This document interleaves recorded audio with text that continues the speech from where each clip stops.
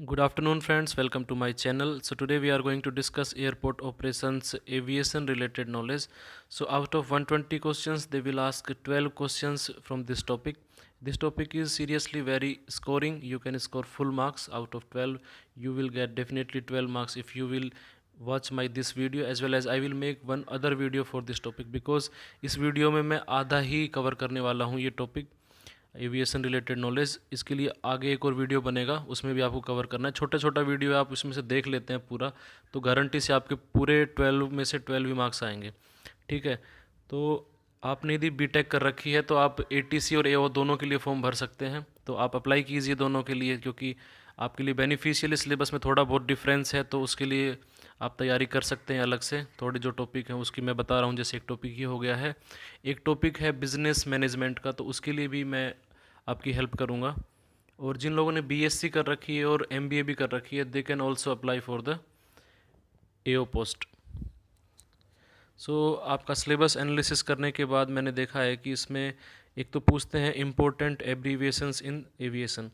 तो जैसे आईकाओ है, इसके बारे में हम पढ़ेंगे कि आईकाओ होता क्या है, लेकिन इसकी फुल फॉर्म अभी देखते हैं हम। आईकाओ होता है international civil aviation organization. DGCA होता है directorate general of civil aviation. IATA होता है international air transport association. FA होता है फ्लाइट अटेंडेंट। एईआरए होता है airports economic regulatory authority of India. AI है एयरपोर्ट्स अथॉरिटी ऑफ इंडिया। तो इस तरह से वो लोग पूछते हैं आपसे फुल फॉर्म बताइए इसके क्या क्या है, तो बहुत ही सिंपल आपको इनमें से, या फिर और भी कुछ आगे आने वाले उनमें से वो पूछेंगे। साथ ही साथ में मतलब आपको, यदि आपको लगता है कि इनमें नोट्स बनाने की आवश्यकता है, तो आप इनको नोट डाउन कर सकते हैं और कभी कभी बीच में रिवाइज कर सकते हैं। बस इतना, मतलब कि डिफ़िकल्ट नहीं है, बहुत आसान आसान चीज़ें हैं, सभी आपको जानना भी चाहिए, क्योंकि एविएशन से रिलेटेड है, आप एविएशन सेक्टर में आने वाले हैं। जैसे एसीआई का फुल फॉर्म पूछ सकते हैं आपको, क्या होगी उसकी, airports council international. AI air India. ATC air traffic controller. ATM air traffic management. ATS air traffic service. IAF Indian air force. ठीक है, तो ये सब फुल फॉर्म है, बस एक बार पढ़ लिया तो वैसे भी याद ही हो गया लगभग, नहीं तो आप एक दो बार देख के इसको रिवाइज कर सकते हैं। इतना कुछ डिफिकल्ट नहीं है, सिंपल सा इसमें से आएगा, बहुत ही स्कोरिंग है। मान के चलो कि आप टोटल 2-3 घंटे भी इस टॉपिक को पढ़ लोगे तो 12 मार्क्स आपके आ जाएंगे। ठीक है, तो बहुत आसान है, इतना कोई डिफ़िकल्ट इसमें है नहीं। एयरपोर्ट टर्मिनोलॉजी की बात करें तो पहला नाम जो सबसे ज़्यादा फेमस है वो है रनवे। आप सभी ने सुना भी होगा। रनवे क्या होता है कि जहाँ पर कोई एयरक्राफ्ट लैंड होता है या फिर जहाँ से कोई एयरक्राफ्ट टेक ऑफ होता है, तो उस पेव्ड सरफेस को हम क्या बोलते हैं, रनवे बोलते हैं। ठीक है, और रनवे जो होता है ये मेजर पार्ट है किसी भी एयरपोर्ट का। यदि किसी रनवे में प्रॉब्लम हो जाती है एयरपोर्ट पे, तो वो एयरपोर्ट फिर मतलब मान के चलो फ्लाइट ऑपरेशंस वहाँ पे नहीं हो पाएंगे।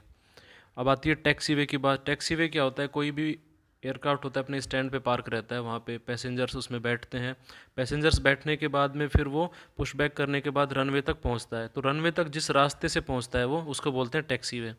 ठीक है, तो इस फोटो में देख सकते हैं आप, रनवे एक साइड में है, लेफ्ट साइड में, राइट साइड में टैक्सीवे है जो उसको कनेक्ट कर रहा है। प्लेन इसके ऊपर से आके रनवे पे एक्सेलरेट होकर फिर टेक ऑफ करता है।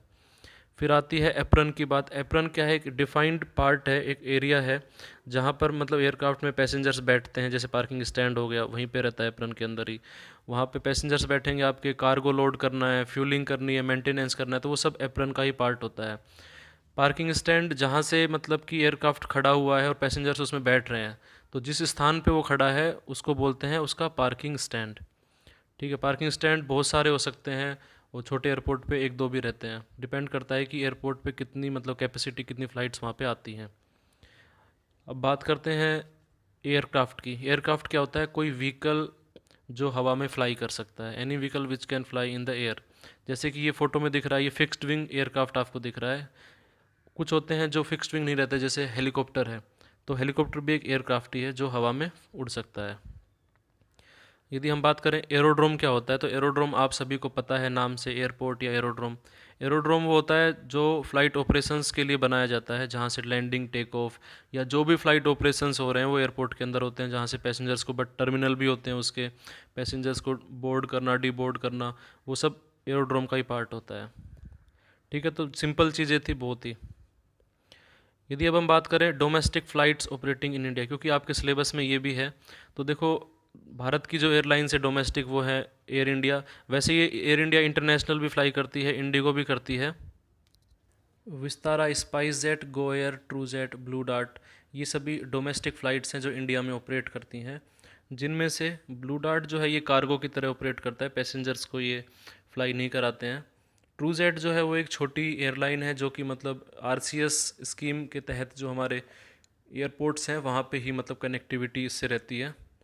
अब हम बात करते हैं हमारी जो इंटरनेशनल एयरलाइंस है जो मतलब भारत में फ़्लाइट्स आती हैं उनकी बात करें तो उसमें आती है यूनाइटेड एयरलाइंस, एमिरेट्स, आपके Sri Lankan, Malaysia, Singapore, British Airways, Kuwaiti airlines, Bangladesh airlines, Indonesia, Oman air, Swiss air, Japan air.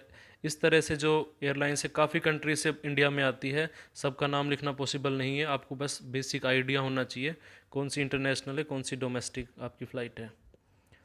ठीक है, अब बात करते हैं हम एविएशन बॉडीज़ की। तो डीजीसीए जो है सबसे इम्पोर्टेंट है, इंडिया के अंदर सबसे बड़ी अथॉरिटी है, एक जो सब पर नज़र रखती है कि कौन कैसे काम कर रहा है। जैसे कि एटीसी सही से काम कर रहा है या नहीं कर रहा है, वो डीजीसीए देखती है। ये सब चीज़ें पायलट के बारे में देखती है वो क्या कर रहा है। साथ ही साथ में कोई एयरक्राफ्ट है, कोई मतलब हवाई जहाज़ है, वो फिट है या नहीं उड़ने के लिए, उसकी भी चेकिंग डीजीसीए कर सकती है। डीजीसीए उसको अप्रूवल देता है किसी भी एयरक्राफ्ट को। कोई एयरपोर्ट है उस पे जो इक्विपमेंट्स लगे हैं लैंडिंग के लिए, टेक ऑफ के लिए, जो भी मतलब इक्विपमेंट्स लगे हैं सही से काम कर रहे हैं नहीं कर रहे, उनका ऑडिट कर सकते हैं ये लोग। और मेंटेन कराना पूरे भारत में स्टैंडर्ड सिविल एविएशन की जो रिक्वायरमेंट है वो डीजीसीए का बेसिक काम है। डीजीसीए का जो हेड ऑफिस है वो दिल्ली में है। सिविल एविएशन मिनिस्टर हमारे हरदीप सिंह पुरी साहब हैं। और इनका जो डीजी है वर्तमान में वो है श्री अरुण कुमार सिंह। इनके नाम भी पूछे जा सकते हैं, आपको याद रखना ये भी। अब बात करें हम एयरपोर्ट्स अथॉरिटी ऑफ इंडिया की, जैसा आपको पता ही है जिसके लिए आप फॉर्म भर रहे हैं। एयरपोर्ट्स अथॉरिटी ऑफ इंडिया जो है ये मिनिस्ट्री ऑफ सिविल एविएशन के अंडर में काम करती है। और ये भारत में इंफ्रास्ट्रक्चर जो प्रोवाइड कराना है, जैसे कोई एयरपोर्ट बनाना है, किसी शहर में एयरपोर्ट नहीं है तो वो एआई का काम है वहाँ पे इंफ्रास्ट्रक्चर डेवलप करना, रनवे बनाना, टर्मिनल बिल्डिंग बनाना, ये सब एआई का काम है। एआई एस्टेब्लिश हुई थी 1 अप्रैल 2000 करेक्शन 1995 में, 1995 में बनी थी। करंट जो इसका चेयरमैन है वो है श्री अरविंद सिंह, इसके चेयरमैन है एयरपोर्ट अथॉरिटी का, आपको याद रखना है। The next is ICAO, international civil aviation organization. ये बना था 4 अप्रैल 1947 में। इसका जो हेड ऑफिस है वो है मॉन्ट्रियल कनाडा में। ये यूनाइटेड नेशंस की एक बॉडी है और 193 मेंबर्स हैं इसके करंटली। इनका जो काम है वो काम है कि जितने भी कंट्रीज़ हैं इनके मेंबर्स हैं उन सब पे सिविल एविएशन रिक्वायरमेंट जो है, मतलब बेसिक स्टैंडर्ड है सिविल एविएशन के लिए, उन सबको मतलब फुलफ़िल कराना, उन पे नज़र रखना, उनकी हेल्प करना, रिकमेंड करना, ये सब इनका काम है। अब आती है गवर्नमेंट की पॉलिसीज़ क्या है हमारे एविएशन सेक्टर में। तो एक है गगन प्रोजेक्ट जो काफ़ी फेमस है, आप सभी ने सुना होगा। गगन प्रोजेक्ट क्या है, इसकी फुल फॉर्म है GPS aided geo augmented navigation.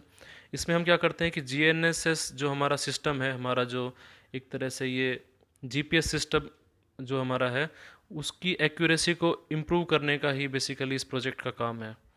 तो इसके बारे में पूछ सकते हैं, आपको पता होना चाहिए गगन प्रोजेक्ट के बारे में। नेक्स्ट आता है हमारा जो प्रोजेक्ट है वो है उड़ान प्रोजेक्ट। उड़ान प्रोजेक्ट जो है ये एक आरसीएस स्कीम है। तो आरसीएस की फुल फॉर्म भी आ सकती है। आरसीएस की फुल फॉर्म है रीजनल कनेक्टिविटी स्कीम। ये गवर्नमेंट ऑफ इंडिया की स्कीम है जिसमें मतलब कि छोटे शहरों के अंदर एयरपोर्ट्स खोले जा रहे हैं, साथ ही साथ में कम पैसे के अंदर भारत का आदमी उड़ सके, फ्लाई कर सके, उसके लिए योजना है। ये स्टार्ट हुई थी 27 अप्रैल 2017 में। ठीक है, तो डेट भी इसकी याद रख सकते हैं आप। अगली जो स्कीम है ये बहुत ही इंपॉर्टेंट है, आपके एग्जाम में आने के काफ़ी चांसेस हैं। वंदे भारत मिशन। वंदे भारत मिशन जो है ये एक सिविल एविएशन मिनिस्ट्री का ही एक प्रोजेक्ट है जिसमें कोविड के टाइम जो लोग बाहर फंस गए हैं, लॉकडाउन के टाइम पे, जो कोई फॉरेन में था, कोई अमेरिका में, कोई कहीं पे, तो उन सबको भारत लाने के लिए ये एक स्कीम चलाई थी, एक मिशन चलाया था अपने मिनिस्ट्री ने। तो उसका नाम है वंदे भारत मिशन। ठीक है, बहुत इंपॉर्टेंट है, इसको ढंग से याद रखना। ठीक है, तो आपको किसी भी तरह की कोई भी और डाउट हो तो आप पूछ सकते हैं। इसको अभी देखो आधा सिलेबस कवर हुआ है, इसका आधा सिलेबस हम नेक्स्ट वीडियो में कवर करेंगे। और आप दोनों फॉर्म भर सकते हैं, एओ का भी भर सकते हैं, एटीसी का भी भर सकते हैं। ठीक है, आपका फॉर्म रिजेक्ट नहीं होगा, आराम से दोनों फॉर्म भरिए, तैयारी करिए। थोड़ी सी अलग है एओ की तैयारी, उसमें आप थोड़ा यदि अच्छे से करते हैं, थोड़ा सा अलग से टाइम देते हैं एओ को, तो आप दोनों के लिए एलिजिबल तो हैं ही, साथ में आप स्कोर भी कर सकते हैं। बहुत बहुत धन्यवाद, नमस्कार।